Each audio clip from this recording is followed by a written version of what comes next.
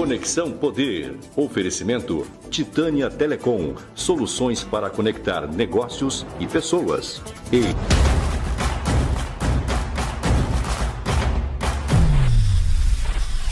Olá, o Conexão Poder está recebendo o secretário de Saúde do Estado, Gilberto, muito bem, de volta ao comando da saúde, e veio hoje com... O que é isso aqui, Gilberto Figueiredo? É um dossiê? Não, isso aqui são subsídios. Ele trouxe um dossiê para entrevista. Bem-vindo, secretário. A gente passou aí todo esse tormento, né, na gestão passada, a questão de pandemia. Isso colocou aí, adiou os planos de muita gente. Imagina de uma gestão estadual, né? E então agora essa é uma nova gestão. O senhor retorna agora para uma nova gestão com o governador Mauro Mendes. Quais são as metas agora, secretário? A ordem do dia é a eficiência, né? O governador Mauro Mendes e toda a sua equipe estão obstinados em fazer entregas significativas à população. É importante frisar que quando o governador Mauro Mendes assumiu a gestão do governo do estado, era um estado colapsado de todos os aspectos, né? Precisava de uma reengenharia de concertação. Isso foi feito, né, com a competência do nosso governador, com o apoio restrito que teve da Assembleia Legislativa, conseguiu-se fazer essa concentração ao ponto que hoje a gente tenha condições, principalmente no caráter financeiro, de apresentar soluções para a maioria dos problemas existentes, em especial no caso da saúde. Nós tivemos aí essa intempéries, que é uma pandemia, né, mundial, e que tirou e sugou parte importante do nosso tempo para enfrentá-la, mas já é um assunto controlado. Então, eficiência é a determinação.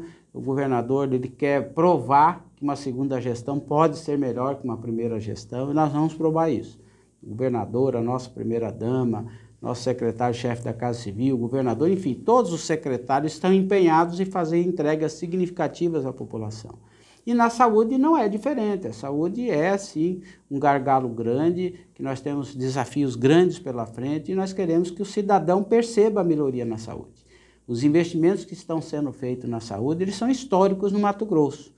Mas esses investimentos ainda não permitiram que a população, de forma direta, sentisse 100% do que ele vai produzir, né? Que são a construção de 6 hospitais, com a construção de 6 hospitais, preencher vazios assistenciais que ainda ofertam pouco serviço do SUS à população, e a melhoria daqueles hospitais que já temos, né? É visível a ampliação do serviço nos nossos hospitais, mas eles estão todos lotados. Estão todos lotados porque houve uma fila de cirurgia congelado ao longo da pandemia, já era grande, piorou porque o país decidiu, o Ministério da Saúde decidiu suspender as cirurgias eletivas para ter condição hospitalar de atender a população na Covid. Isso congestionou mais uma fila ainda, e os eventos de urgência e emergência acabam consumindo muito da capacidade hospitalar, o que faz com que a velocidade que a gente ataca as cirurgias eletivas não seja tão rápida. Então é imprescindível, é um tripé, um conjunto entre estrutura física, modernização tecnológica e investimento em serviços para que a gente possa melhorar essa assistência à população. Então é a nossa obstinação do governador Mauro Mendes. No plano 1 do plano 1 do 1 do 1 está a entrega do Hospital Central. Nós estamos colocando um foco nisso, é um hospital emblemático que começou a ser construído há 36 anos atrás. Eu estou feliz porque nós já estamos com 80% das obras realizadas, já estamos iniciando a fase de acabamento. Nós contratamos uma assessoria do maior e melhor hospital do Brasil, está entre os 50 melhores do mundo, que é o Alberto Einstein, que está nos ajudando na planificação do funcionamento desse hospital. Na semana passada, a meu convite, esteve aqui a representante da OPAS no Brasil, que é a Organização Pan-Americana de Saúde, que também vai estar nos ajudando nessa planificação. Enfim, nós estamos tratando esse assunto com o maior carinho e podem acreditar, nós vamos ter no Mato Grosso um dos melhores hospitais do Brasil, né? Cuja comparação vai poder ser feita por você, que com certeza um dia pode precisar dos serviços desse hospital, que é o Hospital Central. Essa questão do Hospital Central, esses dias eu vi as fotos de como que está o andamento ali, até me surpreendi, porque foram décadas, né, da gente ver aquela mesma imagem, só daquele esqueleto da obra, foram décadas ali de descaso com o dinheiro público, né? Acho que a gente não era nem nascida, né, Lorena? Não, a gente não vinha, hospital, a gente não vinha. Mais da metade da minha vida, alguém pensou em construir um hospital e isso ficou parado, né? Originalmente era um hospital com 7 mil metros quadrados só de área construída, né? Nós aproveitamos muito pouco daquilo foi feito. Parte nós destruímos, tivemos que demolir, e aquele bloquinho que é emblemático, que a gente enxergava lá como prédio abandonado, nós fizemos todo o reforço estrutural, recuperando onde serão as enfermarias. O projeto nosso foi reformulado e esse hospital se transformou em 31 mil metros quadrados, né? Adicionamos aí mais 23 mil metros quadrados de área construída. Então, ele é sim um hospital robusto, para alta complexidade, não é um hospital que está sendo planejado para ser porta aberta. Passou mal, corre para lá.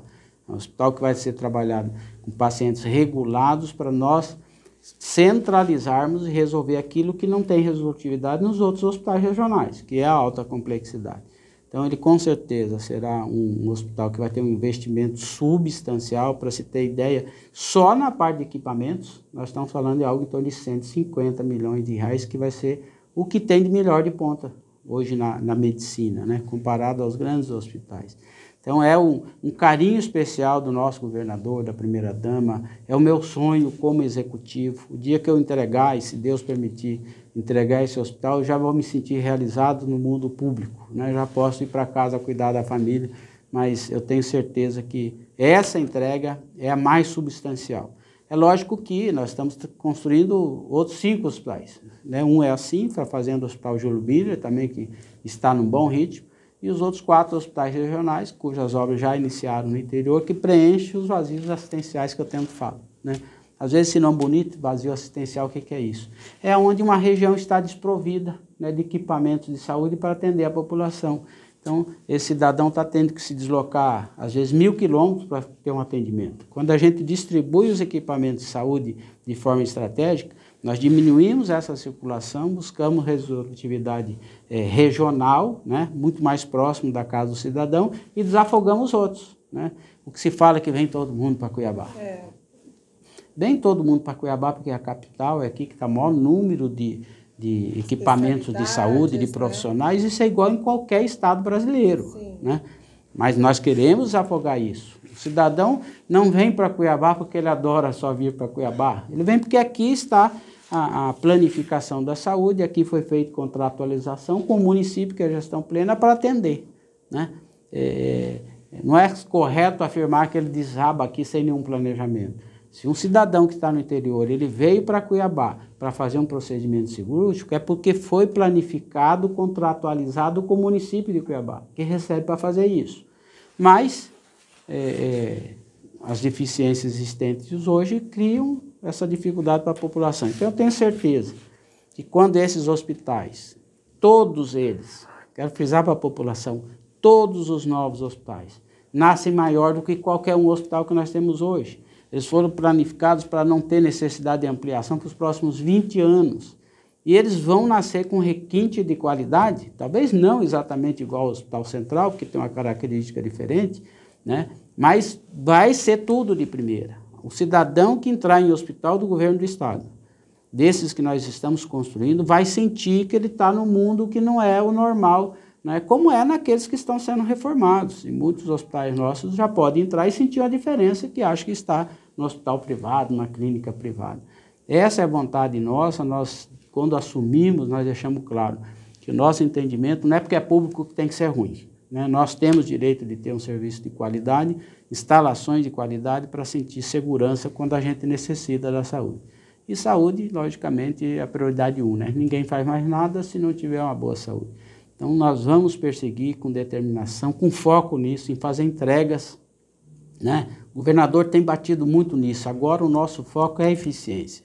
Eficiência percebida pela população é serviço de qualidade quando ele precisa, na segurança, na saúde, na educação. As entregas dos hospitais começam quando, secretário? E do Hospital Central, né? A nossa meta do Hospital Central é conseguir vencer todos esses obstáculos que têm a ver com a estrutura física, com a aquisição de equipamentos imobiliários e a estruturação para funcionar.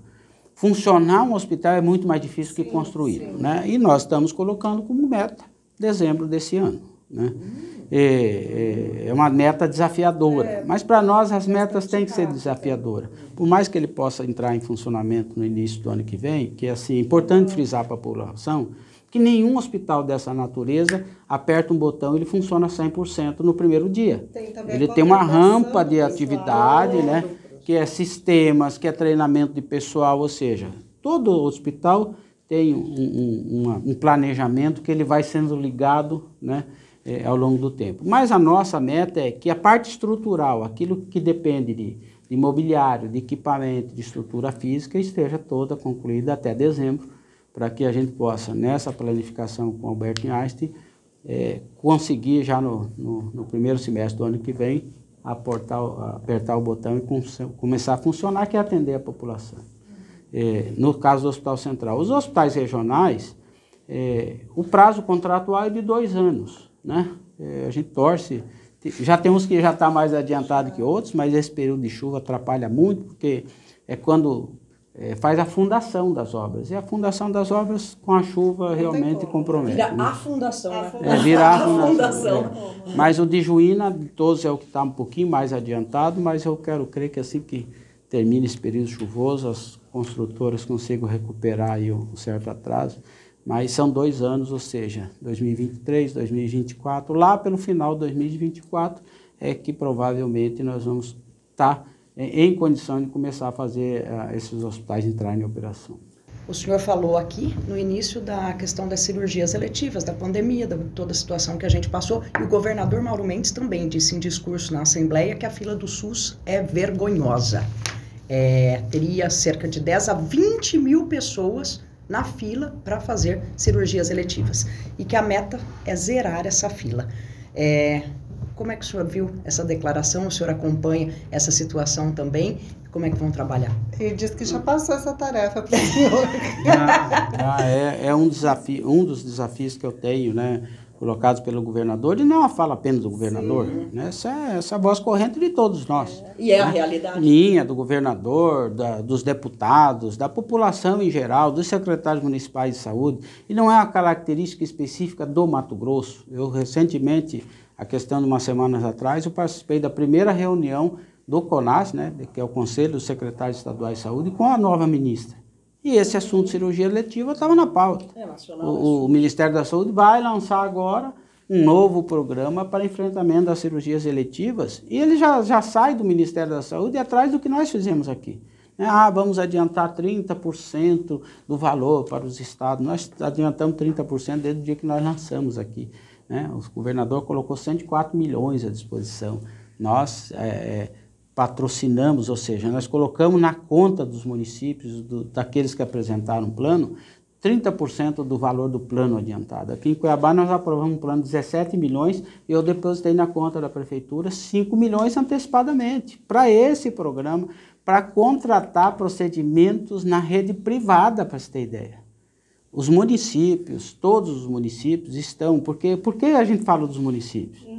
Porque gestão de saúde, gestão plena, é a autoridade municipal que tem a autoridade para fazer isso. Eu não posso, como secretário de saúde, ir ali na clínica da esquina aqui em Cuiabá e contratar o serviço. Tem que ser feito via prefeitura, porque Cuiabá é um município de gestão plena e a autoridade municipal é que tem o poder para fazer isso. É assim que foi desenhado o SUS.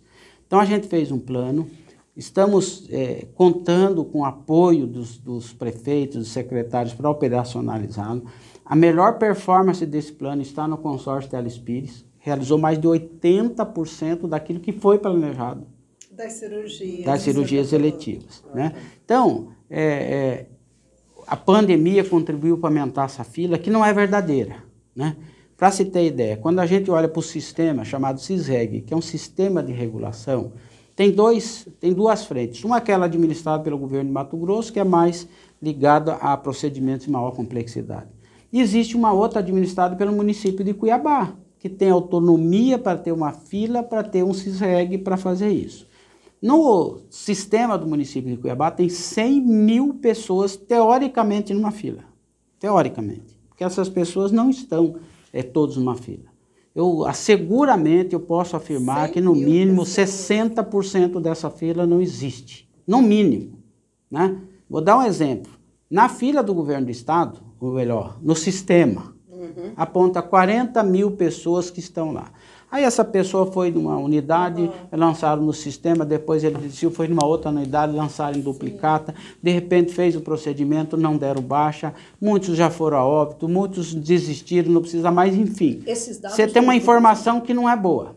Imagine você, sem essa informação precisa, a gente faz um plano e o plano não acontece porque você teve um input equivocado. Imagine você vai fazer uma festa na sua casa, vai comemorar o seu grande aniversário. Qual é a primeira informação que você precisa para planejar o que vai ter? Quantos convidados você vai chamar para a festa? Nós precisamos de ter uma informação precisa. Por isso nós vamos depurar essa fila. Vai ser uma força-tarefa agora que nós vamos envolver Secretaria de Segurança, as Secretarias Municipais de Saúde. O governo vai lançar uma campanha, publicidade, para sensibilizar o cidadão. Eu preciso saber onde você está, você que me ouve, você que está numa fila aguardando por uma cirurgia. Se nós não conseguimos chegar até você, como é que a gente pode agendar a sua cirurgia? E aí o cadastro dele, como é que a gente busca ele? Pelo cartão SUS. No cartão SUS é onde está a informação, onde ele mora, qual é o telefone e tal. A nossa equipe, quando vai entrar em contato, não consegue localizar. Vou dar um exemplo. Nós fizemos um extrato de 2.100 pessoas só de procedimentos cardiológicos na Santa Casa. Cateterismo, angioplastia, e nós fizemos uma força-tarefa. De 2.100 pessoas que nós retiramos do cadastro, nós conseguimos agendar somente 70 pacientes para fazer a cirurgia. Isso é menos de 5% da informação que está disponível. A grande maioria ou já fez a cirurgia e alguém não alimentou o sistema, ou faleceu, ou não tem mais necessidade de fazer a cirurgia. Né? Um percentual muito grande a gente não consegue contato. Você faz 3 tentativas de localização. Né? Muita gente antigamente tinha telefone fixo, hoje praticamente ninguém usa mais, então ele não foi lá atualizar. Nós estamos fazendo um chamamento para ter a contribuição da população. Primeira coisa, procurar uma unidade básica de saúde para atualizar o seu cadastro. Como é que nós vamos chegar até você se as informações que estão no seu cadastro não são as mesmas? Você mudou de casa, não mudou o endereço. Você trocou o telefone e não foi lá atualizar. Então procura qualquer unidade básica de saúde com o objetivo de atualizar a sua informação, mesmo que você não esteja nessa fila de cirurgia. Sim. Uma hora você pode precisar do SUS e o SUS não tem como contactar com você. Então, vai ser uma grande força-tarefa de depurar essa fila. Vai ter uma resolução da CIB, vai ter uma portaria da Secretaria, pedindo aos municípios, cada secretaria, que faça também essa depuração na fila do seu município. Né? Porque existe uma fila, no caso do estado, de 40, a prefeitura de 100 mil, mas ela é municipal, né? O cidadão está nos municípios. Então, nós precisamos dessa força-tarefa. Para isso, nós vamos sentar com o Ministério Público, com o Tribunal de Justiça, para que nos permita depurar essa fila. Porque tem um cidadão que a gente consegue até encontrar, mas ele não quer fazer a cirurgia mais, o que eu posso fazer? Não, eu não quero fazer porque agora eu vou fazer uma viagem. Então, ele continua lá com prioridade para ser atendido, só que ele não quer fazer. Eu tenho que ter mecanismo para tirar ele da fila ou jogar ele para o final da fila. Né? Porque a autoridade executiva, ela não tem autoridade para tirar alguém ou colocar na frente. Quem faz isso é médico regulador. Então, nós precisamos ter informação precisa para que a gente possa ter um planejamento de ataque que faça com que nós não percamos tempo. E o tempo que nós estamos gastando para poder agendar uma cirurgia, ele está muito grande, a gente perde um tempo.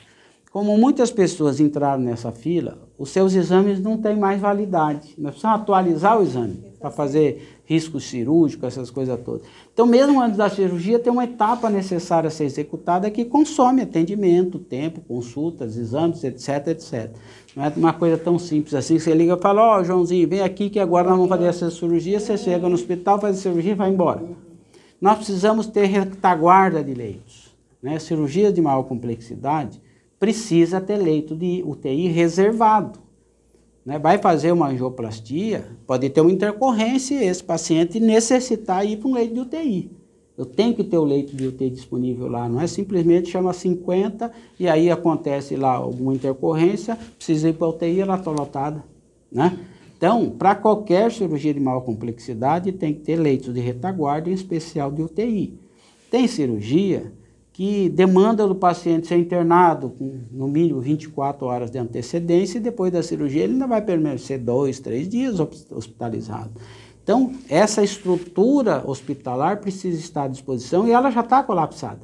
Ou seja, hoje, independentemente de uma lista de cirurgia, a emergência e a urgência já está consumindo a capacidade dos hospitais. Como é que vai fazer a cirurgia se os hospitais zerar a fila, né? Se esses novos hospitais ainda estão, né, em construção, não estão prontos, né? Por isso. Como que faz? Porque o governador falou que a meta é obsessiva. Eu cheguei ao governador e falei, governador, pelo tamanho dessa fila, pela capacidade dos hospitais públicos de executar, que já estão colapsados com aquilo que é urgência e emergência, que acontece todo dia, né? É importante entender o que é uma cirurgia eletiva. Cirurgia eletiva é aquela que poderia aguardar um prazo maior para ser realizada. A emergência é aquela que precisa fazer agora porque corre risco de vida, né? A urgência é aquela que tem um nível de urgência, mas dá para aguardar um pouquinho. E a cirurgia eletiva poderia aguardar um pouco mais, e esse pouco mais virou uma eternidade, né? Então eu falei assim, olha, se nós pegarmos a capacidade, muito assim, se é que pode-se dizer, né, a capacidade ainda em reserva dos hospitais, nós vamos gastar um século para zerar e essa fila não vai zerar porque todo dia entra alguém novo na fila, né? Nós precisamos lançar mão da estrutura que existe no mundo privado. Daí surgiu o MT Cirurgia, que é comprar na iniciativa privada os procedimentos, todos eles que estão na tabela SUS, as cirurgias necessárias e remunerá-los por isso. Aí nós criamos uma tabela de remuneração que ela, em alguns casos, é melhor, inclusive, do que os planos de saúde recebem para fazer, né? E o prefeito está autorizado a contratar na rede privada, porque é ele a autoridade municipal para fazer isso. Eu citei Cuiabá, mas em qualquer município eu não posso ir lá. Vou lá, contratei o hospital particular lá de Nova Mutum para fazer a cirurgia, porque tem que ser via, eu tenho que mandar o recurso para o município contratualizar e o Estado paga a conta. É o Estado que patrocina isso, né? Então vamos lançar mão da capacidade ociosa da rede privada, né? Esse hospital aqui consegue fazer 10 cirurgias ortopédicas por mês. Vamos lá e compramos a capacidade dele. Esse é o plano, né? Mas tudo para ser operacionalizado demanda tempo, né? O município ele não pode simplesmente atravessar a rua e ir lá contratar, porque tem uma lei de licitações que engessa tudo isso.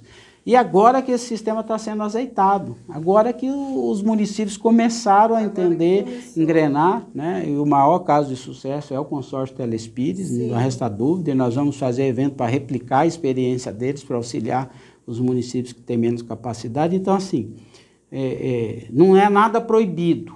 Nós queremos que quem puder, você que é um prestador de serviço, que tem um hospital privado, que tem um hospital filantrópico, que tem uma clínica, que tem a capacidade ociosa de vender para o governo do estado, nós estamos, via os municípios, querendo contratá-lo nessa força-tarefa. Uma outra coisa que nós vamos fazer é utilizar o MT Saúde. O MT Saúde é um plano de saúde, tal como o Unimed, Cortão e demais, e que tem uma rede credenciada de atendimento. Já tem uma rede credenciada, né? Eu não consigo diretamente credenciar uma clínica em Cuiabá, se ela está na classificação junto ao Ministério da Saúde, como gestão plena do município de Cuiabá. Porque se for gestão dupla, esse é um outro detalhe que eu tenho que explicar para a população. Se for gestão dupla, sim, o governo do estado pode ir lá e contratar direto o hospital. Mas a maioria dos municípios não quer abrir mão de ser gestão plena, porque o faturamento cai no município, né? E o município oferece receita do Ministério da Saúde com isso.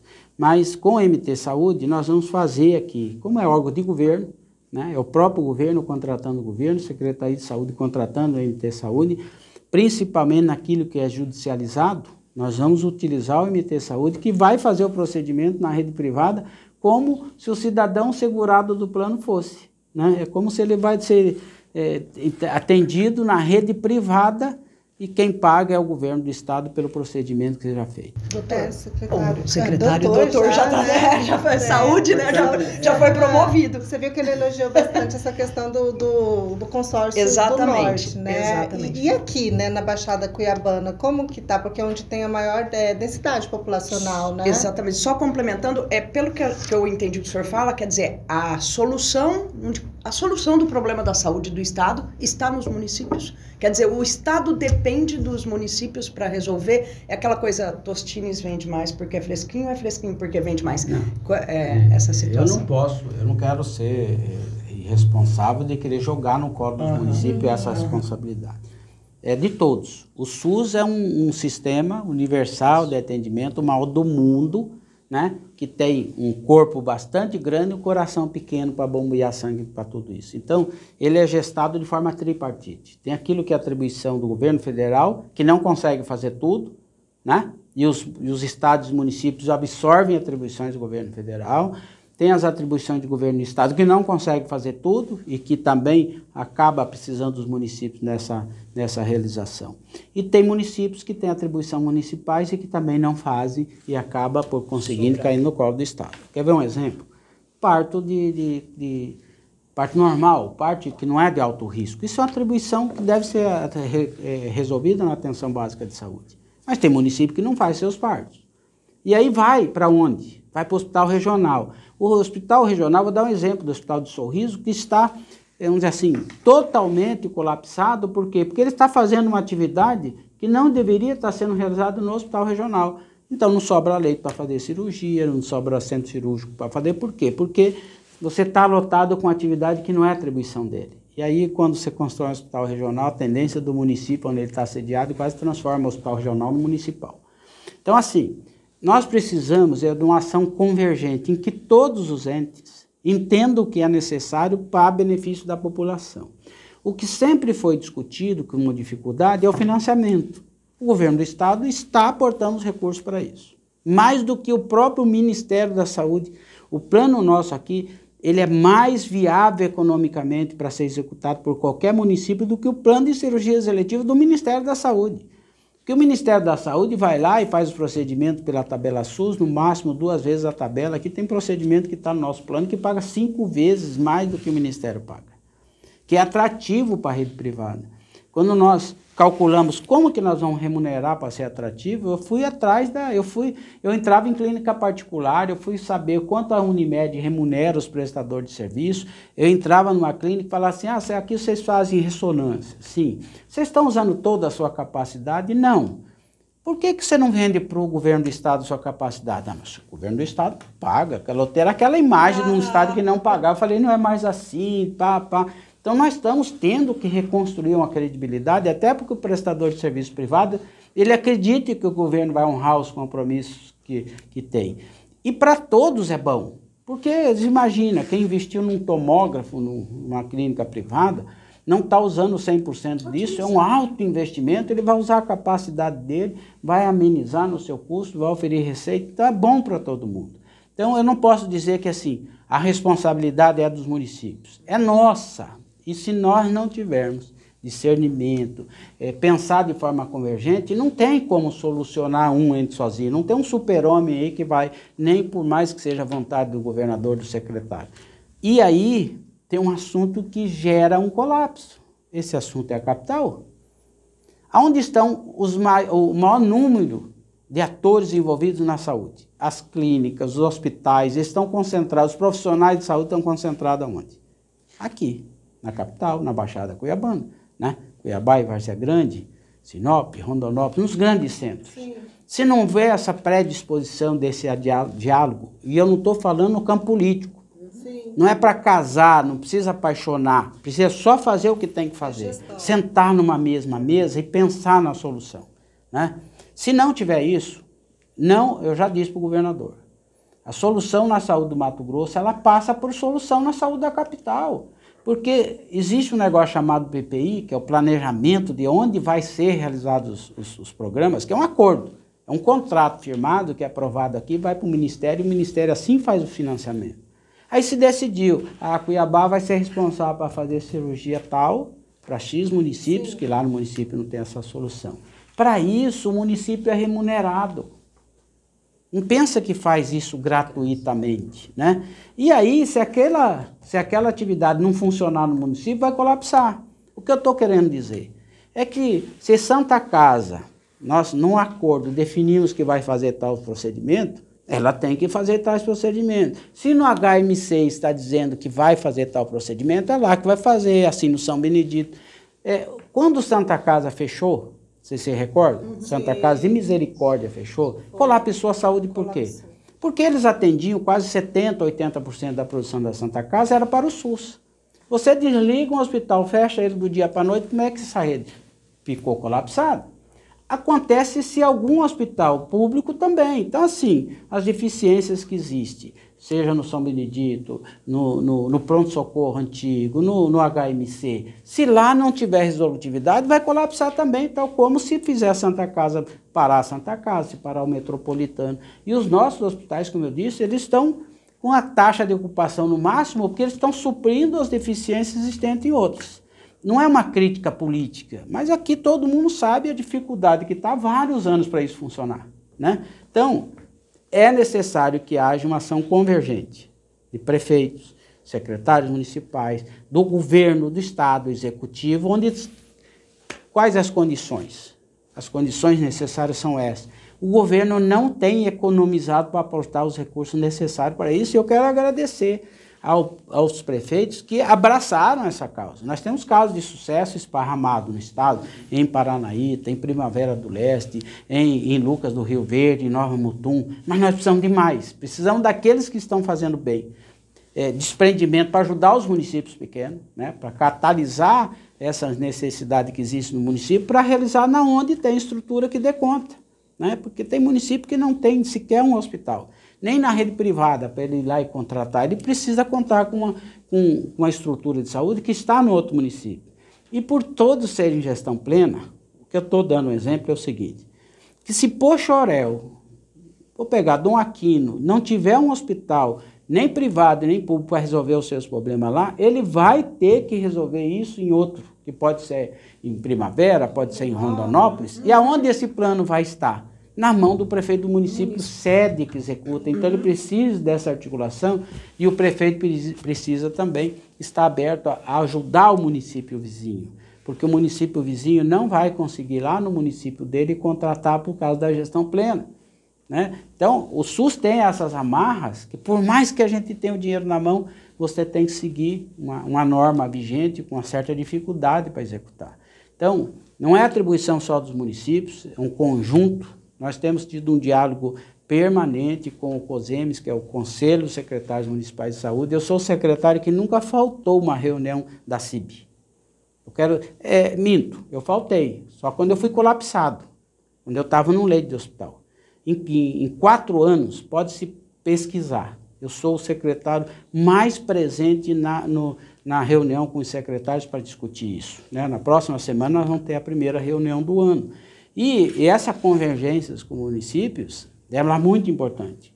Os municípios no Mato Grosso nunca receberam tanto aporte financeiro do governo do estado. São 48 meses, isso eu posso falar com segurança, de adimplência rigorosa com os repasses municipais. Eu assumi uma secretaria que tinha 11 meses que não repassava no ano de 2018 e um passivo de 600 milhões para trás. Pagamos a conta. Fomos adimplentes 48 meses consecutivos. Agora, no dia 15, eles recebem o mês de janeiro já, porque é sempre um delay de 15 dias. Nós repassamos para os municípios mais de 1,5 bilhão de recursos. Desse 1,5 bilhão, mais de 30%, 500 e tantos milhões, foi para o município de Cuiabá. Então, assim, a convergência existe, mas não é algo tão simples de ser resolvido, né? Por isso é complexo mesmo, e é nacional esse problema e se piorou muito com a pandemia. Mas está, eu diria assim, eu estou falando muita coisa que é a prioridade 1, né? É porque na saúde é difícil você colocar como 2, como 3, então na 1 entra um leque grande. Hospital Central, mas as cirurgias eletivas, eu diria que é assim, é prioridade, é desconforto para todos nós. todos nós. Foi pauta na reunião do Conselho Nacional do Secretário de Saúde, linear a todos os secretários. Por quê? Porque existe uma pressão, primeiro, do cidadão que precisa da cirurgia. Segundo, da classe política, que também quer o cidadão sendo assistido. Então, não é um trabalho para nenhum super-homem resolver sozinho. Eu não tenho solução para tudo, eu aceito sugestão, quero ter uma relação bastante harmoniosa com a Comissão de Saúde da Assembleia, com todos os deputados que puderem auxiliar, mas posso garantir, é a determinação do nosso governador. E hoje cedo, antes de vir para essa reunião, foi quase meia hora no telefone, nós discutindo estratégias para que possamos alcançar com maior velocidade, suavizar, e a meta é eliminar a fila, que é utópica porque ela nunca vai acabar. Hoje vai ter alguém entrando na fila, amanhã alguém entrando na fila, mas pelo menos conseguir ter aí, sei lá, uma distância de no máximo 60 dias entre entrar na fila e sair da fila. Normalizar. A gente vê que o secretário falou bastante sobre a importância aqui de ter essa gestão conjunta, né? Esse entendimento conjunto entre os gestores, Estado, município. Nós temos um novo secretário de saúde aqui em Cuiabá. Vocês já conversaram, tiveram reunião, entraram nessa convergência? Não, eu sequer ainda tive presencialmente com ele. Mas que eu estou dizendo que eu estou aberto a todos os secretários. Eu quero frisar que não teve um secretário que foi nomeado em Cuiabá que eu não tenha sentado com ele, que eu não tenha ido até a secretaria. Eu nunca deixei muito essa parte política contaminar a parte técnica. Então, sempre que eu reuni com todos, com a Alzenira, com Poças, com a Elisete, enfim, com todos.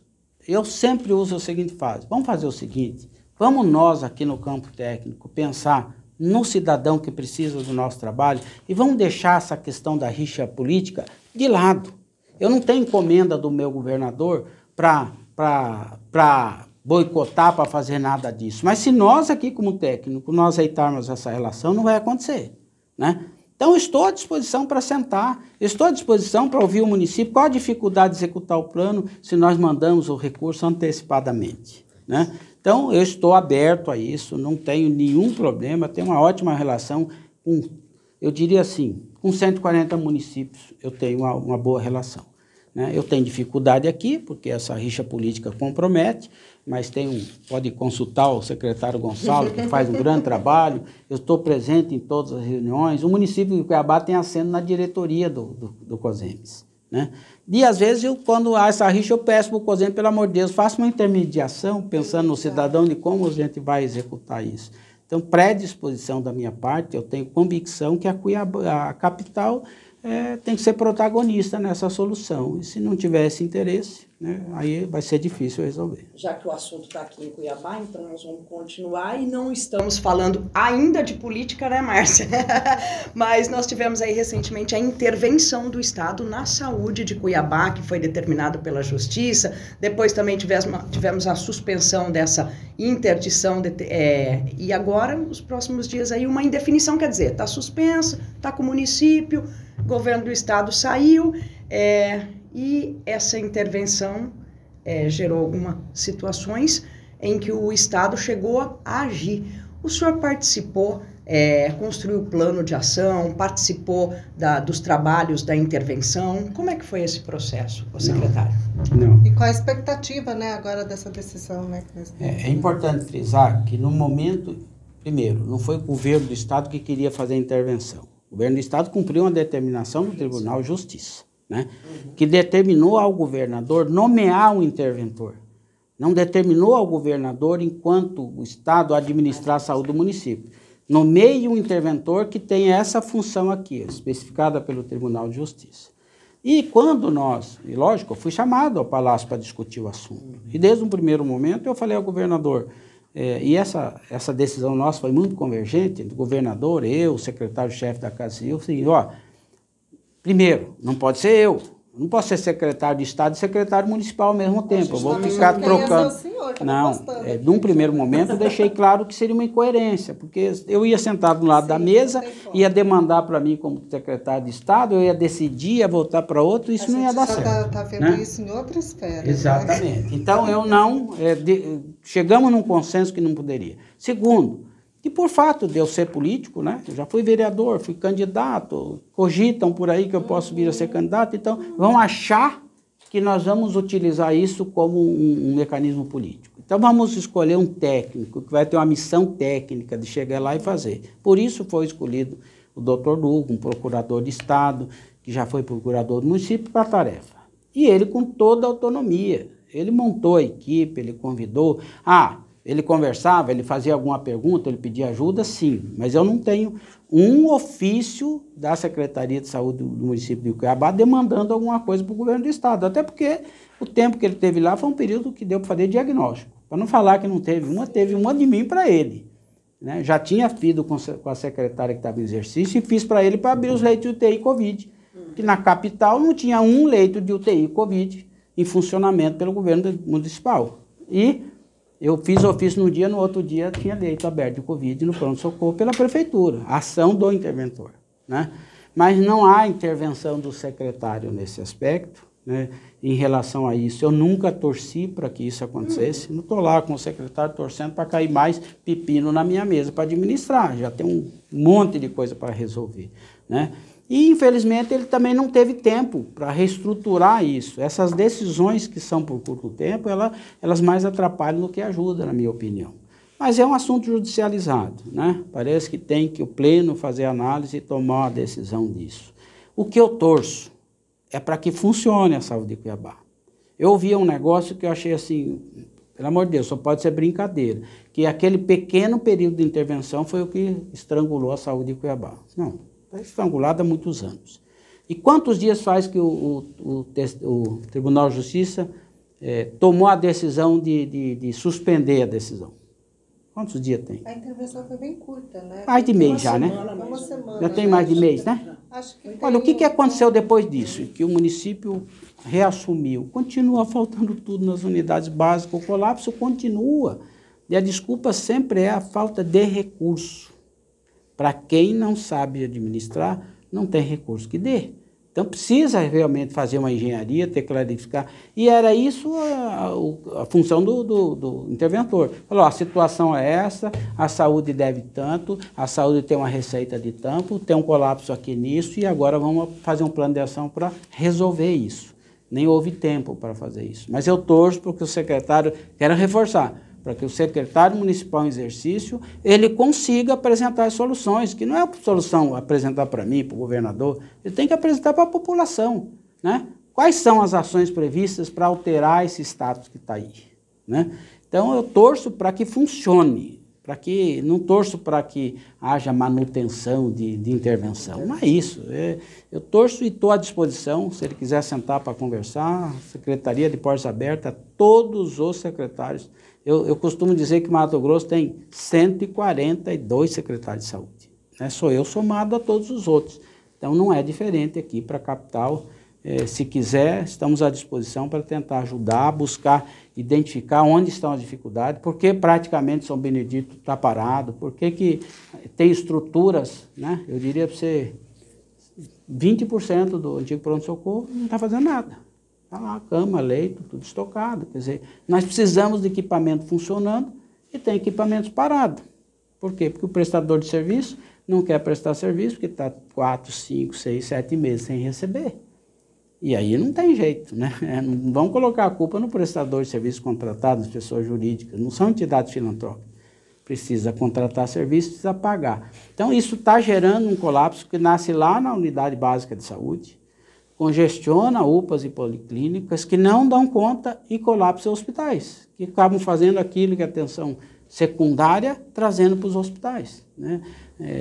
Rotina diária, socorrer gente que está estacionado, quase morrendo nas UPAs, porque nos hospitais que deveriam estar recebendo por esse serviço não tem vaga, não tem prótese, não tem médico para atender. Né? Então, a torcida é que funcione. Eu não torço para intervenção, desconfortável, e nem se eu não fosse secretário de saúde, eu acho que essa missão eu não gostaria de ter, não, porque ela é uma interrogação, você não sabe quantos dias você fica, é uma guerra na judicialização, bicho de cá, então ninguém vai conseguir dar resposta.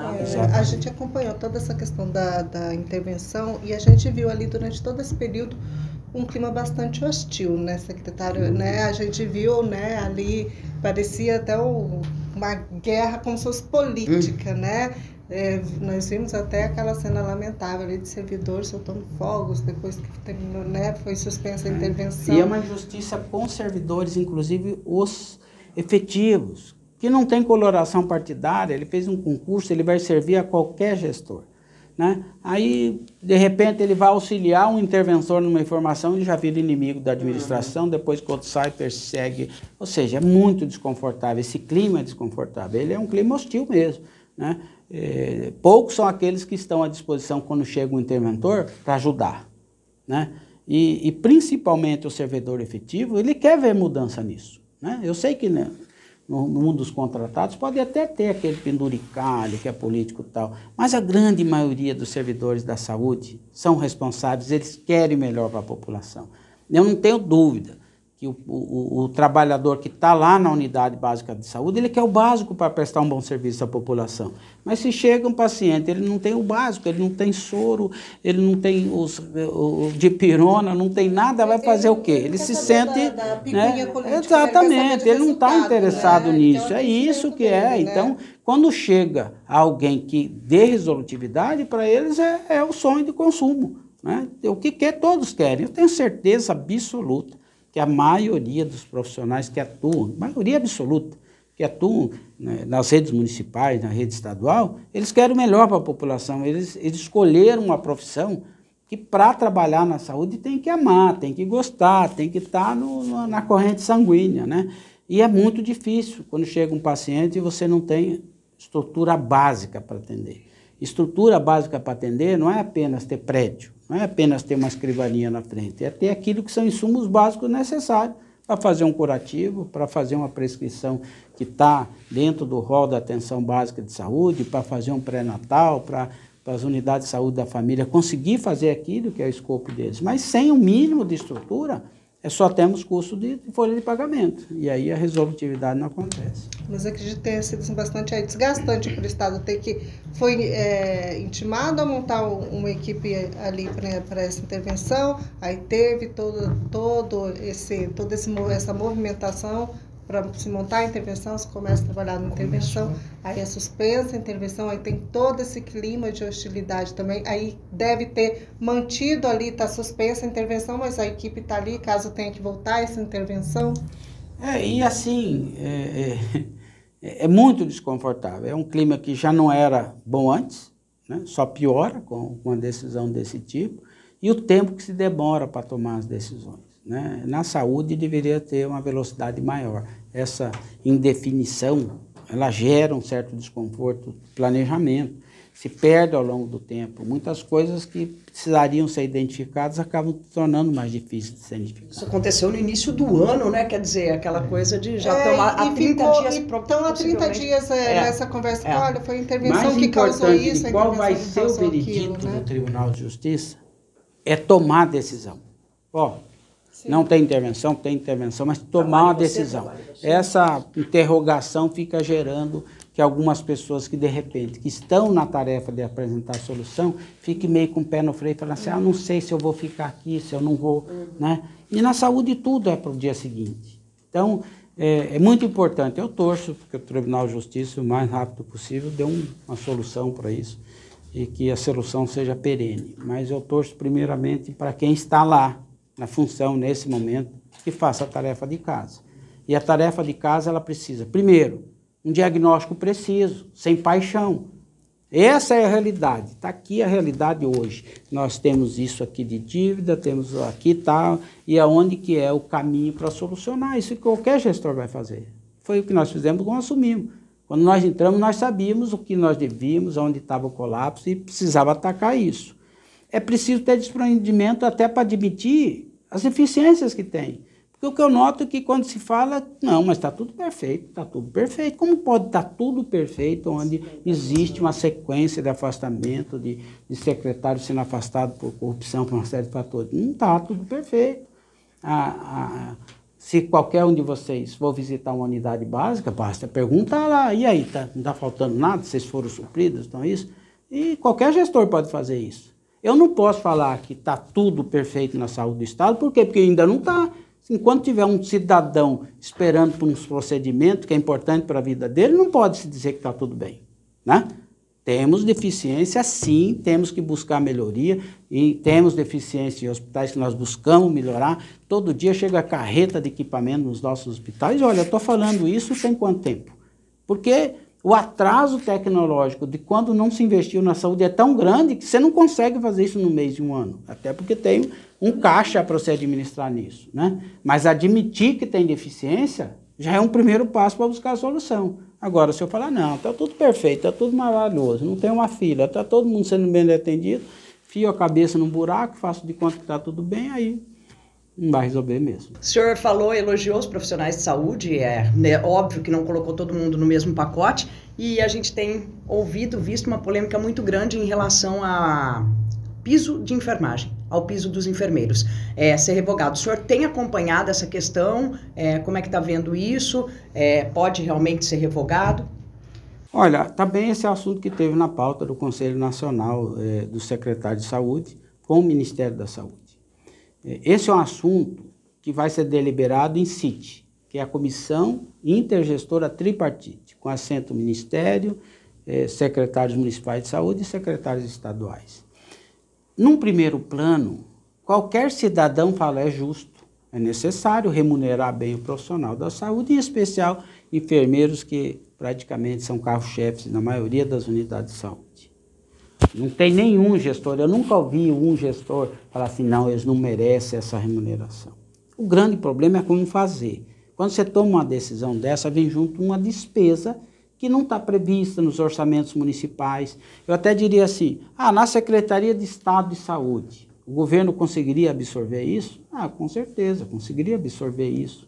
Mas uma decisão tomada não é uma decisão exclusiva de um gestor. Ela vai ter efeitos colaterais. Então, no conjunto, por que ainda não foi operacionalizado?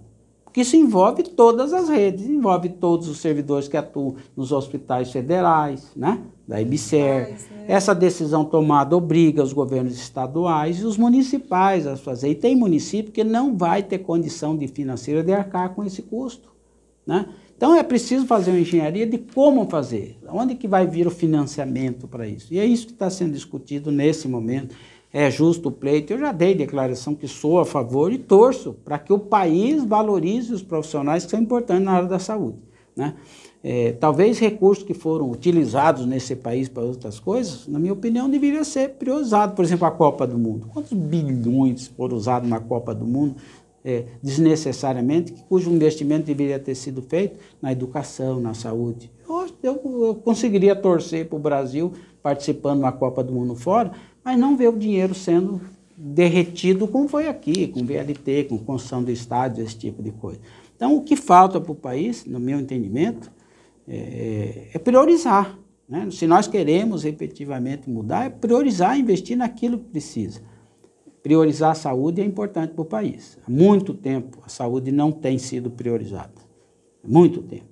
E eu torço para que isso aconteça, né? Mas é uma discussão difícil. Tanto é que o próprio Ministério da Saúde ainda não tem convicção de operacionalizar, senão poderia, né, já ter operacionalizado isso. Então eu torço para que isso aconteça. Pode ser. Não sei, eu não posso falar enquanto governo, eu torço para que não. Eu torço para que mantenha, é a maneira que nós temos para melhorar, para atrair profissionais para essa área. Existe uma falta de profissionais no mercado de trabalho. Tem muita gente até indo embora do país, né? Exatamente. Então, assim, quando um profissional hoje jovem está decidindo uma carreira, ele olha para o mercado de trabalho e olha como é que ele vai ser remunerado, não é isso? Então, você, para atrair profissionais disso, ele tem que entender que essa carreira que eu vou abraçar aqui, ela vai ser suficiente para me prover daquilo que há necessidade de ter, e isso está na remuneração. Uma boa remuneração é um grande atrativo para que profissionais ingressem no mercado de trabalho. Nós temos uma deficiência aqui no Mato Grosso, por exemplo, técnicos de enfermagem, né? Nós, através da nossa escola de saúde, nós montamos uma estratégia de iniciativa de fazer 50 turmas de curso técnico em enfermagem, não para suprir apenas a necessidade da Secretaria de Estado, mas para suprir todos os municípios e profissionais dessa área. Porque se falta, né, no Estado também falta, né? Então, assim, por mais que saiam as academias estejam formando gente, ainda não é suficiente para a necessidade que tem. E a remuneração, por exemplo, já existe um problema de diferença de remuneração entre os entes. O Estado paga melhor que a prefeitura, a rede privada paga pior. Quando você solta um processo seletivo, passa um concurso, esse final de semana, por exemplo, nós tivemos um colapso nos hospitais. Por quê? Porque tem que ser realizada uma prova. Os profissionais trabalham nos plantões. Como é que vai? Foram fazer a prova. Então, nós tivemos operação de guerra, eu mesmo fui para dentro do hospital para tentar ajudar, para suprir a necessidade daqueles. E por mais que assim, dá para ficar com raiva deles, não, gente. Se ele não for participar do concurso da prova, como é que ele vai buscar um caminho? Então, a gente faz uma engenharia, quem faz prova de manhã vai trabalhar, cobre o horário do outro e tal, mas a gente nota quando esse episódio acontece, o tamanho da procura que existe pelo processo de seleção e sempre que acontece isso, as pessoas estão buscando ou estabilidade ou melhorar a remuneração daquilo que faz com muita dedicação. Só quem transita dentro de hospitais sabe a importância que tem esses profissionais. É curioso isso, porque a gente também ouve muitos municípios falar de falta de profissionais, né? E geralmente fazem os concursos e tal, então quer dizer, não tem profissional, às vezes o salário. O senhor comentou aqui bastante vezes sobre Ministério de Saúde, é óbvio. O senhor já esteve em Brasília, já teve contato com representantes do Ministério? Como é que foram? Sim, esteve com a ministra. Tive com a ministra, tive com os secretários do Ministério. Eu estou esperançoso, otimista. Eu acho que temos uma técnica de carreira, né, da Fiocruz hoje no Ministério da Saúde. Eu fiquei muito impactado com o primeiro contato que eu tive com ela. E reconheço que a autoestima daqueles que atuam na saúde nos últimos anos ela foi para baixo do tapete, né? Não quero nem me enveredar pelo campo político disso. Sim. Secretários de saúde no país, no enfrentamento dessa pandemia, sofreram muito com as decisões emanadas do Ministério da Saúde em momentos que a gente teve momentos que nem ministro tinha, para vocês terem ideia, em plena pandemia, o que é um absurdo. Fora as convicções de quem estava lá, né? Um ministério totalmente militarizado e que efetivamente não deu valor para a ciência, não deu valor para o PIB intelectual da saúde que tinha dentro do próprio ministério. Então, existe uma esperança sempre que entra um novo gestor, uma torcida porque dá certo. Vários colegas meus que participavam, que eram secretários e que participavam da diretoria do CONAS, estão no ministério hoje, convidados. Eu até elogiei a ministra, falou, a senhora está sendo bastante inteligente, né? A senhora já cooptou parte do PIB intelectual do CONAS para fazer parte da sua equipe. Então, eu imagino assim, se tinha lá o próprio presidente do CONAS, que estava até pouco, até dezembro, ele virou secretário do Ministério da Saúde, de Atenção Básica. Ele estava lá criticando o tempo todo o governo anterior, agora nós temos um aliado para nos ajudar nas soluções. Então isso é juntar a fome com a vontade de comer. Eu torço, há uma predisposição da ministra de tratar a saúde com prioridade em todos os aspectos. Nós temos aí uma rampa de necessidade de solução, uma tabela SUS congelada há uma década, que é uma ignorância total, né? A gente tem que contratar procedimentos baseados numa tabela SUS, que é uma vergonha. E aí, né? Fica difícil, e aí fica criando os penduricalhos para resolver isso, em vez de atualizar, ou tem que extinguir. Essa tabela ela não serve para mais nada, né? Então, assim, uma série de coisas. E a série de coisas passa por tratar a saúde como prioridade. O Ministério disse que vai lançar agora um grande projeto de enfrentamento à cirurgia eletiva. Estou esperando para saber o que vem de novo, porque fiquei sabendo que eles vão adiantar 30%. Isso nós já estamos fazendo aqui há um século, com recurso do governo do Estado, né? O que eles remuneram pelos procedimentos é pior do que o nosso. Então, os municípios vão falar assim, entre eu executar o plano do Ministério, eu vou executar o plano do governo do Estado. Então, mas eu torço para que haja efetivamente uma mudança substancial. A articulação do CONAS com o Ministério ela foi muito traumática na última gestão. E eu espero que essa convergência ela possa efetivamente colocar o cidadão em primeiro lugar. Foi realmente um desafio, né? Essa questão da gestão aí na pandemia, né? Foi desafiador para todos os secretários, né? O senhor enfrentou aí essa pandemia inteira, né? Agora teve... A gente ainda enfrenta os efeitos colaterais de mensagens equivocadas realizadas na gestão anterior. Vocês imaginem, eu estou aqui falando com você que me ouve nesse momento, dizendo para você o seguinte, olha, não é a convicção do Gilberto Figueiredo, eu não sou cientista, sequer eu sou médico, sou um administrador, mas está comprovado cientificamente por um rol muito grande de estudiosos, que a vacina é a principal maneira de evitar o óbito. 80% daqueles que estão indo a óbito, pela Covid, são aqueles que não tomaram vacina ou não cumpriram o esquema vacinal completo. Quer mais informação do que isso? Não. Aí alguém inventa uma história, a população acredita nessa história. Então, quando eu falo hoje, seja na rede social, estimulando as pessoas, vem aquele que fala assim, ah, mas se fosse bom não precisava de tantas doses, não, jamais eu vou vacinar, não sei o quê. E no outro dia esse cidadão está chorando a morte do ente querido. Para a gente combater isso, foi muito difícil, porque um gestor falando e um presidente negando. Como é que pode? Como é que a gente convence uma população? Pelo menos aqueles fanáticos que acreditaram nisso, muitos perderam entes queridos, muitos não estão aqui conosco. E quem está falando, gente, é alguém que sofreu 3 vezes com contaminação da Covid. E uma delas, eu quase perdi a vida. Imagina o que é você buscar o ar e você não conseguir encontrar ar para respirar. Então, se tiver que tomar 50 doses, eu vou tomar. Porque eu ainda quero viver, quero fazer entregas importantes. Estar aqui é muito bom. Talvez até seja melhor no outro plano, mas eu não estou querendo descobrir num prazo muito curto, né? Então, eu prefiro ficar por aqui. E se tiver mecanismos de que a gente possa postergar, viver mais, conviver com a família, os filhos, os netos, a gente tem que fazer isso. Então, o convite que eu faço para você, nesse momento, é não perca tempo.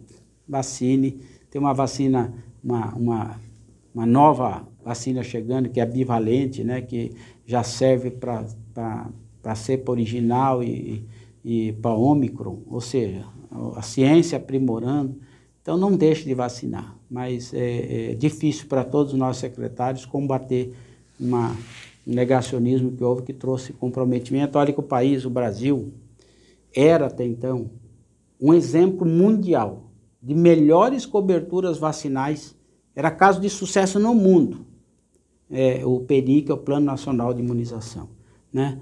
Nós não conseguimos atingir nem aproximar das metas em nenhuma das vacinas, não é mais só da Covid, de todas as demais. Nós vamos ter que resgatar uma credibilidade, doenças que estavam erradicadas correndo o risco de voltar. E os efeitos colaterais disso vão gerar custo na saúde. Porque se imagine, essas doenças voltando, as pessoas vulneráveis e tal, remetem a uma rede de assistência que já é colapsada. Por quê? Porque poderia ter sido evitado. Então, se dá para evitar, né, se proteger por uma vacina, por que a gente vai deixar depois para tratar? Vamos gastar o dinheiro no tratamento. Então, isso é custo. E quando eu falo do custo, eu estou falando do dinheiro do cidadão, dos nossos impostos, que nós vamos ter que carrear para tratar doenças que poderiam necessariamente ser evitadas só ou com uma gotinha, só com uma espetadinha, daquelas que no dia que nós nascemos, nós já recebemos no leito de hospital. E hoje as pessoas acham que não serve para nada. Até aqueles que a vida toda tomaram vacina, de repente, do dia para a noite, acham que a vacina não serve para mais nada. E foi, no seu entendimento, então, secretário, você está apontando que esse negacionismo, ele impactou diretamente aí nessa questão da Covid e das outras doenças também, das outras vacinas também tem impactado, é isso? Veja bem, se você tem além das ações, né, de gestão. Se você tem um formador de opinião, vamos supor que você tem um ídolo. Sim. E se o seu ídolo fala assim, a salada de beterraba é uma coisa muito boa. Ele puxa, ele carrega as pessoas para falar, poxa, meu ídolo, né, o Neymar falou que beterraba, vai comer beterraba. Mas se esse mesmo ídolo falar para você assim, pelo amor de Deus, beterraba vai cair cabelo, beterraba vai fazer isso, né? Peraí, não, ele confia no ídolo, não é? Não é assim? Então, as mensagens equivocadas, eu estou falando, é justamente essas, né? Eu não vou vacinar, minha filha não vai vacinar, eu pego um nenezinho, vou no meio da multidão, coloco ele em risco. Essas mensagens dadas à população fez com que um percentual da população achasse que efetivamente a vacina não serve para nada. E cobertura vacinal, para você fazer uma barreira, você tem que atingir, por isso que as metas do Ministério da Saúde é no mínimo 90% da população, porque você bloqueia esse vírus.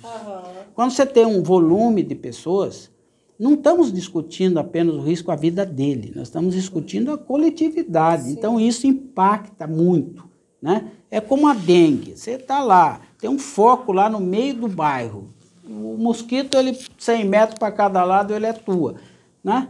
Por mais que esse do lado aqui faça a sua tarefa, o vizinho que está no centro não fizer, continua em risco todo mundo.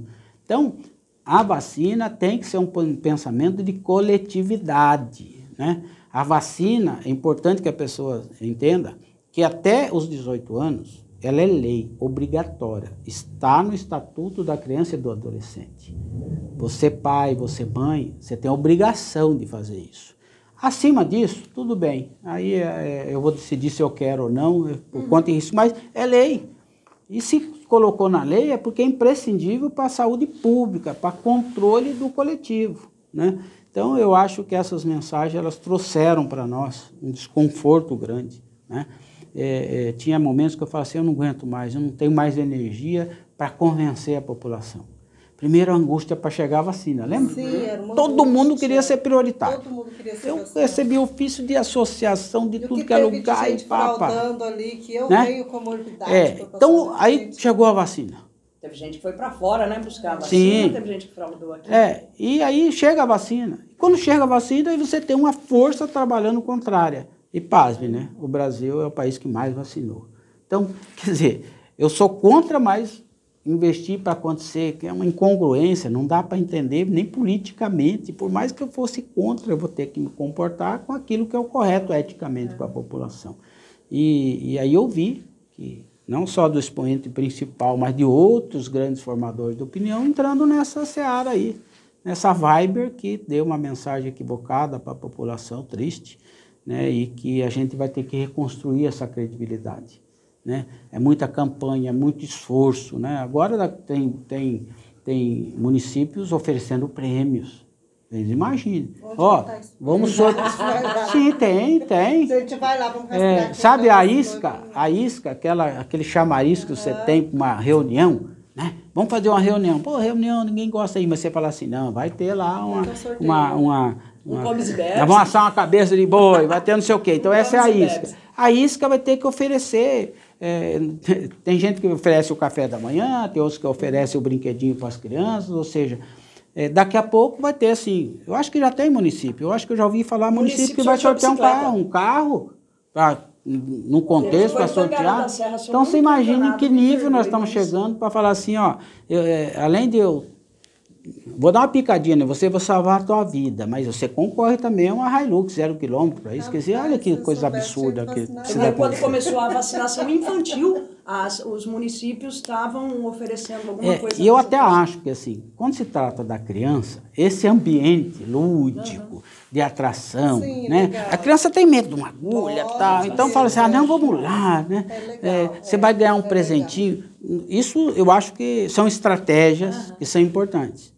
Mas ao ponto de nós temos que começar a lançar mão desse tipo de coisa por simples, por óbvio, que é uma obrigação. Também, né? Eu tenho adulto, eu estou falando de criança, mas eu conheço adultos, pessoas próximas que falam de jeito nenhum, não sei de onde que saiu essa vacina. É como se assim, a gente desprezasse a Anvisa, Fiocruz, Butantan, instituições seculares que estão trabalhando, né, o mundo, achando que aquilo lá é o seguinte, não, isso aí não serve para nada, né? Se não serve para nada, eu queria que alguém explicasse o que fez despencar os óbitos depois do advento da vacina. Com certeza. Se tivesse estatística aí acontecendo do jeito que estava, aí eu poderia até acreditar que não serve para nada. Eu tive Covid pela terceira vez, né? Depois de vacinado. Sim. E é importante frisar para as pessoas que tomar a vacina não é salvo-conduto que não vai ser contaminado por nada, né? Não é. Ela serve para que, na hipótese do vírus ainda conseguir te contaminar, os efeitos colaterais desse contágio vão ser pequenos, porque o seu organismo já tem uma legião de soldados preparados esperando por ele. Então, quando eu tive pela terceira vez, o que aconteceu? Eu não senti nada. Por quê? Porque eu estava imunizado, já tinha, né, soldados preparados, chegou papapá. Na segunda vez, o que aconteceu? Não tinha vacina ainda, né? Então, veio do colapso, que eu diria, do primeiro diagnóstico à UTI foi 2 dias. Né? Então, assim, tem gente que não teve nem essa chance. Né? Nós perdemos colegas de trabalho, pessoas importantes que sucumbiram. Né? E aí não tem branco, negro, forte ou musculoso. Não existe como explicar. Eu conheço pessoas de 100 anos de idade que tiveram Covid, ficaram entubados mais de mês e tal, sobreviveram. E tem outros, né?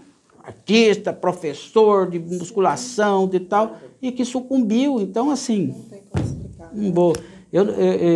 Eu disse que quase desisti, mas eu não posso, como secretário de saúde, desistir de tentar convencer as pessoas a se protegerem, né? E qual é o efeito colateral de tomar a vacina?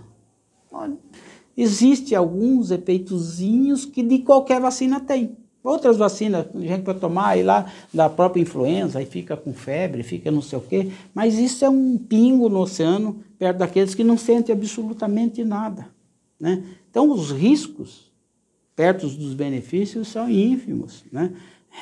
Dá para encher uma carreta de benefício e não cabe dentro de um carrinho de brinquedo os prejuízos que possam ter tomar uma vacina. Certo. Secretário, falando, né, a gente sabe que tem ainda uma preocupação do governo do estado, do governo federal, de todos os governos com relação ao controle da Covid, né?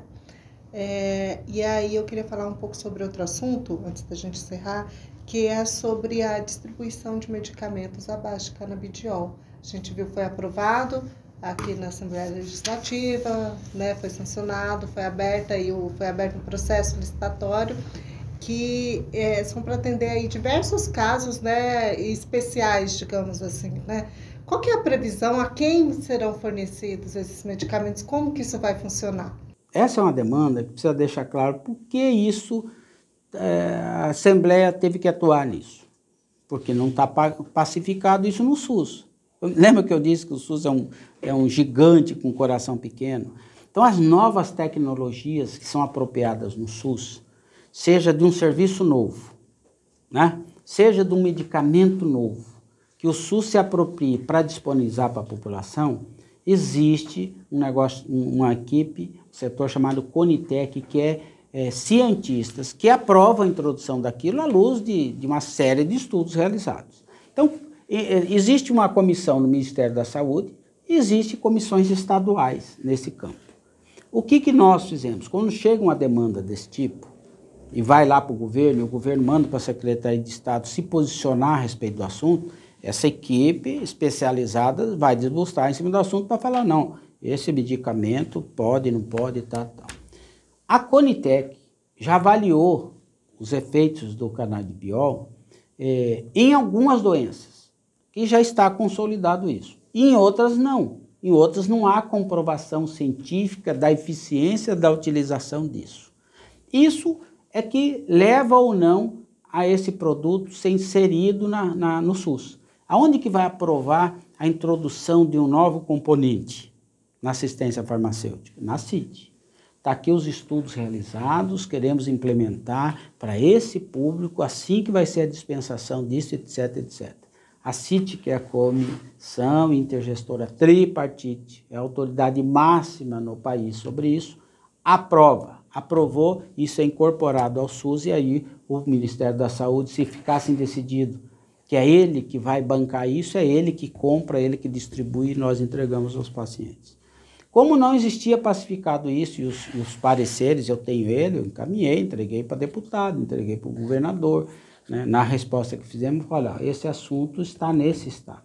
Por isso, no primeiro momento, o governo vetou. Por quê? Porque olha, eu não tenho comprovação científica de como fazer isso. Por mais que em alguns aspectos, em alguns casos, é notório o benefício que se traz. Bom, quando vira lei, o secretário vai cumprir a lei.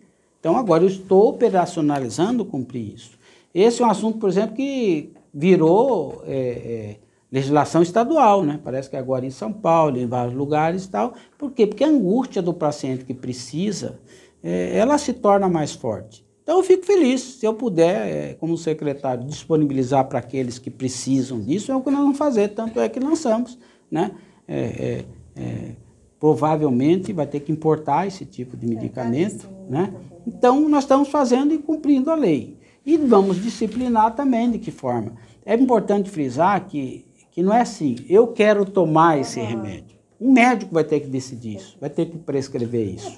Tem outras doenças, um diabetes ou qualquer medicamento, né? Qualquer medicamento que é da assistência farmacêutica, qualquer um. Um médico teve que tomar essa decisão e prescrever, né? Então não é algo simplesmente que o cidadão resolve e vai lá e eu entrego um remédio. E como é a autoridade que foi formada para isso, eu cumpro. Quando um médico decide, se está no rol daquilo que é cardápio do SUS, eu cumpro. Se não está no cardápio do SUS, ele vai ter que ter uma decisão judicial para que eu cumpra. E quando o juiz decide, eu cumpro. A gente faz importação de remédio caríssimo, de dose caríssima. Né? Por quê? Porque é decisão judicial. Eu não e mesmo na decisão judicial não é assim. Ó, tem ali na farmácia da esquina, o secretário vai lá, atravessa a rua, compra e vem. Eu tenho todo um processo para fazer, de aquisição, de cotação, de licitação, para que eu possa cumprir. Senão quem vai preso sou eu, né? Então, às vezes, a população entende assim, mas como já foi decidido a lei, o médico, mas eu administro algo público, não é a farmácia minha, não é o meu recurso, eu tenho que seguir essas determinações, tal como foi agora, né?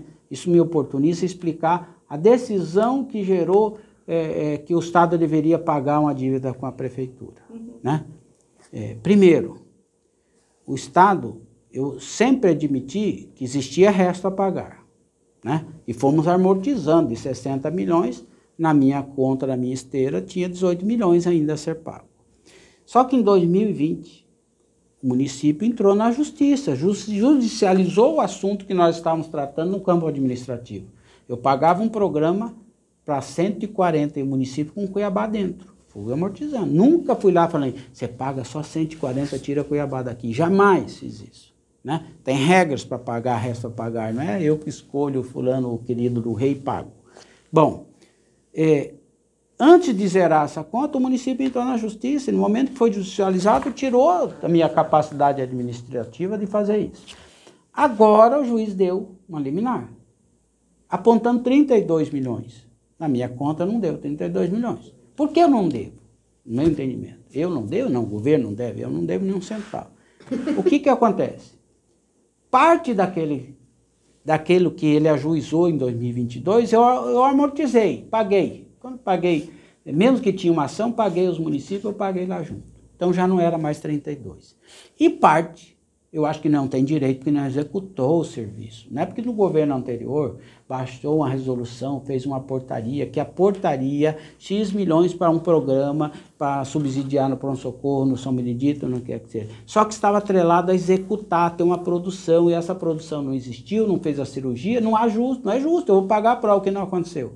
Então nós agravamos para o Ministério. O que é agravar? É você entrar com recurso para explicar, a sua decisão está equivocada. Isso não é devido. E se eu pagar, eu vou estar cometendo ilícito, ou pagando 2 vezes pela mesma coisa, ou pagando algo que não aconteceu. Mas nós, aqui, o incontroverso desses 32, se não me engano, é 18, né? É 18. Esse eu reconheço que tem documento, tem tudo, registro. Aí ele tomou uma decisão, falou, beleza, então é 18. Então pague 18. Depositei na conta do Tribunal de Justiça ontem os 18 milhões.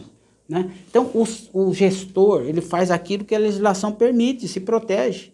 Porque eu não vou ficar o resto da minha vida respondendo um processo por ter ultrapassado o limite da autonomia que tem um gestor no executivo. Então, é importante dizer que as pessoas ligam para mim, passam demandas e acham que eu tenho autoridade para resolver tudo Não, eu tenho que fazer aquilo com segurança jurídica que a legislação me permite. Às vezes até eu tenho a indução de atores do mundo do direito, mas eles não estão corretos e aí eu tenho que buscar a proteção com assessoria jurídica, com a PGE, para que eu possa efetivamente fazer aquilo que a legislação me permite. Certo. Você viu que o secretário explanou quase tudo, só escondeu o dossiê que ele trouxe aqui, não sei contra quem, mas a gente vai ficar isso. Vamos vai ficar para o próximo, né? Nossa próxima. Vamos conferir os tópicos, né? Faltou alguma coisa, secretário? Tem informação de vacina, aqui tem informação de recursos que são repassados. Tá vendo? Não é um dossiê contra ninguém, ali estão as informações da saúde, né? Ele trouxe um dossiê contra alguém. De cobertura vacinal de municípios e tal. Então, assim, é muito difícil. você conseguir condensar na cabeça tudo que possivelmente pode vir à tona. Eu não vou ter vergonha. Se fizer uma pergunta que, ó, esse número não tem, mas se eu ter a informação aqui, eu vou buscar a cola e vou falar, né? Então é uma maneira apenas de subsidiar para que a gente consiga, se possível, atender 100% da demanda como vem de vocês. Então, secretário, fica o presente do Conexão Poder para o senhor. Já é o seu presente de aniversário. Maravilha, olha só. Tá vendo? Já vou aproveitar e tomar aquela café gostoso, né? Chazinho gostoso, né? Aqui na xícara do Conexão Poder. Mas sempre um prazer imenso estar aqui. E eu queria, se me permite finalizar, dizer à população que é uma determinação do governador Mauro Mendes. E é uma determinação dele acompanhada por todos aqueles que compõem o seu staff, né? Da primeira-dama, de todos, que nós queremos fazer entregas substanciais à população. Nós estamos trabalhando muito e nós temos convicção que vamos fazer isso, né? Então, o foco é eficiência. Nós queremos fazer isso a 4 mãos, com a ajuda dos governos municipais, com a Assembleia Legislativa. Não há nenhum problema meu com nenhum deputado, né? O problema é que, às vezes, a demanda chega e, em algum momento, o secretário tem que falar não. Vem uma demanda, um pedido do município que quer lá 1 milhão para fazer alguma coisa. Se não tiver no meu orçamento, olha, nesse momento não. Vamos tentar viabilizar, você pode viabilizar junto aos deputados com emenda. A gente dá o caminho, mas, infelizmente, não dá para falar sim para tudo, né? Então, mas estamos de portas abertas, queremos trabalhar em conjunto, levando em consideração, em especial, a necessidade do cidadão que espera por nós, gestores, quem foi eleito, para isso, que os seus anseios sejam atendidos com muito trabalho. Por isso, desejando a todos um excelente final de semana, eu convido todos, vamos trabalhar. Trabalhar e vamos vacinar, né? Quem não vacinou, vamos vacinar. Vamos vacinar. Vamos atualizar o cadastro do cartão SUS. Façam essa gentileza, por favor. Se tiver um tempinho hoje, já vai lá, procura a unidade básica de saúde, né? Daqui uns dias todos vão ver nos veículos de comunicação uma campanha. Olha só, nós vamos ter que investir recurso dos seus impostos, numa campanha publicitária para tentar convencer você a fazer o óbvio, que é ir lá atualizar o seu cadastro, porque nós queremos chegar até você, nós queremos resolver o seu problema que está pendente, mas sem chegar até você a gente não consegue fazer isso. Então, vamos atualizar o cadastro do SUS, né, do cartão SUS, que vai nos auxiliar muito nesse plano de enfrentamento às cirurgias eletivas. Tá certo. Obrigado, secretário. Obrigada, Loriane. Tchau, pessoal. Conexão Poder. Oferecimento Titânia Telecom. Soluções para conectar negócios e pessoas. E